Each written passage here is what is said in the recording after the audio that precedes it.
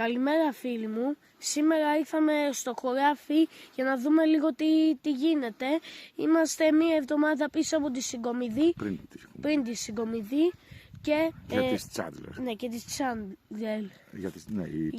Η Πέντρο είναι περίπου σε αυτή την κατάσταση. Είναι έτοιμες και τα καρύδια είναι γενικά πολύ μεγάλα.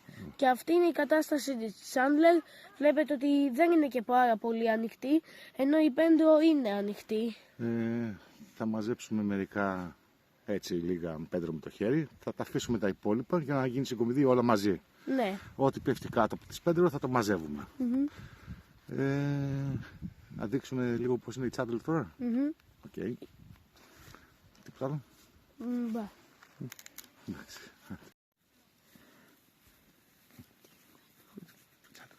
Εδώ βλέπουμε μία Τσάντλερ. Βλέπετε ότι δεν έχει ανοίξει συγκεκριμένη πάρα πολύ καλά. Πολύ λίγο. Πολύ λίγο. Εδώ μας χτύπησε και το χαλάζει λίγο. Κάποιες Τσάντλερ έχουν ανοίξει πολύ, κάποιες όχι και κάποιες όχι. Ναι, εδώ ας πούμε έχουν ανοίξει λίγο παραπάνω. Ναι.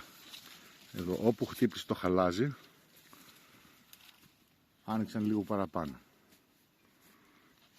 Και τώρα πάμε να δούμε και... Πάμε να δούμε μία Πέντρο.